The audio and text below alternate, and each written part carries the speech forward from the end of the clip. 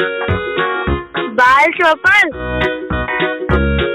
बाल चौपाल। सहकार रेडियो पर ढेर सारी मस्ती और जानकारियाँ।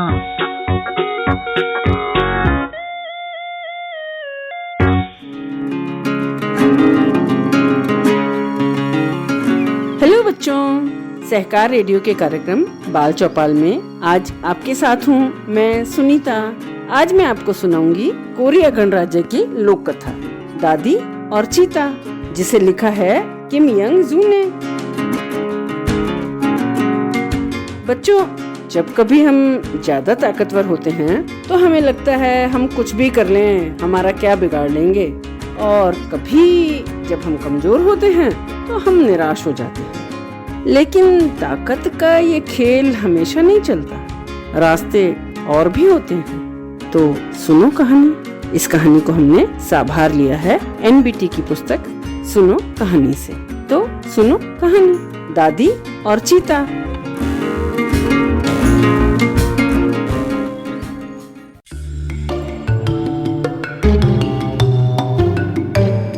बहुत दिन पहले की बात है। एक पहाड़ की तलहटी पर एक घर था। उस घर में एक दादी अकेली रहा करती थी। पहाड़ पे एक चीता भी रहता था, जो अक्सर नीचे उतर के दादी के मूली के खेत में आता और मूलियां उखाड़ कर फेंकता, खेत को तहस नहस कर देता। अगर चीता मूली खाना चाहता तो दादी उसे खुशी खुशी मूली खिलाती, लेकिन वो तो इतना उत्पात मचाता था, और वो भी सिर्फ अपने मनोरंजन के लिए खेत को बर्बाद करता। तो दादी को बहुत गुस्सा आता। एक दिन जब चीता मूलियां उखाड़ रहा था तो दादी ने उसे देखा। उन्होंने सोचा चीते को रोकने के लिए कुछ तो करना ही पड़ेगा, कोई तरीका तो सोचना ही पड़ेगा। तो उन्होंने चीते से कहा बड़े प्यार से, ए चीते, तुम ये बेस्वाद मूलियों को क्यों खाते हो? अगर तुम आज रात मेरे घर आओ तो मैं तुम्हें चावल और लाल सेम का बढ़िया दलिया खिलाऊंगी।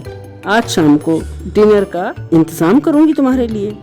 तो डिनर का निमंत्रण पाकर चीता बहुत खुश हुआ और ये कहकर पहाड़ पर चला गया कि रात को आएगा तैयार होके।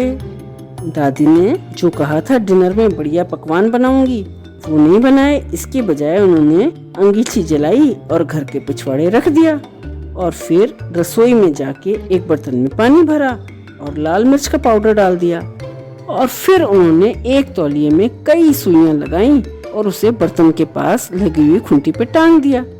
और अंत में उन्होंने रसोई को गोबर से लीपा और दरवाजे के बाहर फूस की एक चटाई बिछा दी, और सामान बटोरने वाले एक आदमी से कहा कि बाड़ के पास इंतजार करे। सारी तैयारी करने के बाद अपने कमरे में चीते का इंतजार करने लगी।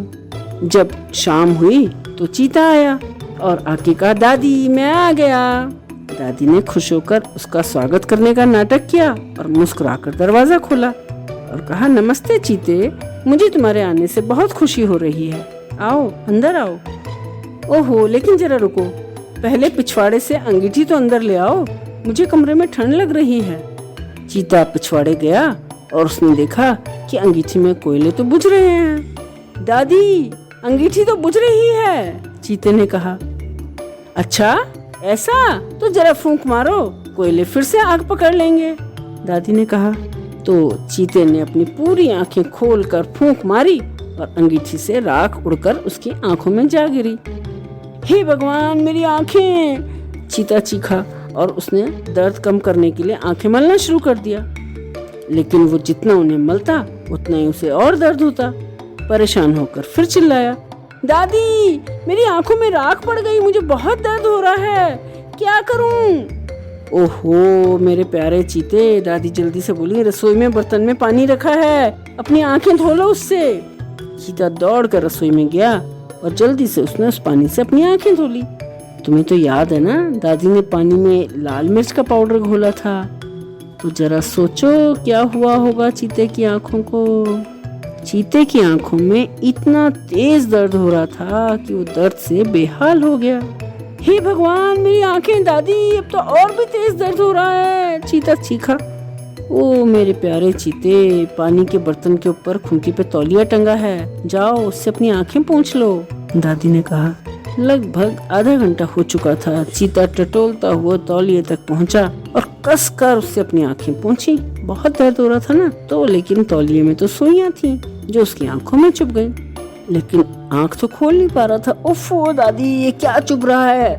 चीता लगभग ऊपर नीचे उछलता उछलता चिल्लाता रहा, लेकिन तब तक वो समझ गया कि दादी ने उसे बेवकूफ बनाया है। तो उसे लगा अब तो भाग जाना चाहिए यहाँ से, पता नहीं अब क्या मुसीबत आने वाली हो। लेकिन रसोई से बाहर निकलते ही वो फिसला और गोबर में गिर पड़ा। जैसे ही जमीन पे गिरा, फूस की चटाई में लिपटता चला गया और चटाई का बंडल सामान बटोरने वाले के सामने लुढ़क कर पहुंच गया। उसने बंडल को पीठ पे लादा और नदी की तरफ चल पड़ा और वहां जाकर बंडल को पानी में फेंक दिया।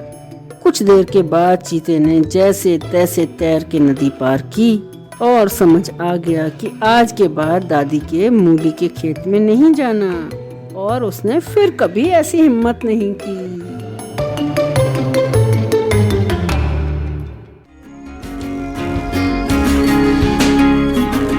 तो बच्चों, ये थी कहानी दादी और चीता।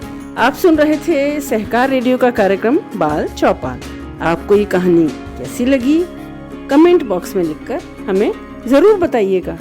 अगर आप ये कार्यक्रम पहली बार सुन रहे हैं और हमसे जुड़ना चाहते हैं, तो व्हाट्सएप ग्रुप से जुड़ने के लिए 9617226783 पर अपना नाम और जिला लिखकर भेजें। फेसबुक से जुड़ने के लिए पेज लाइक करें, या फिर अगर आप हमसे यूट्यूब पर जुड़ना चाहते हैं तो हमारा चैनल सब्सक्राइब करें। अधिक जानकारी के लिए हमारी वेबसाइट सहकाररेडियो.com देखें। तो आज के लिए बस इतना ही। अगले हफ्ते ऐसे ही किसी और कार्यक्रम में फिर मिलेंगे। तब तक के लिए दीजिए इजाजत मुझे यानी सुनीता को। बाय।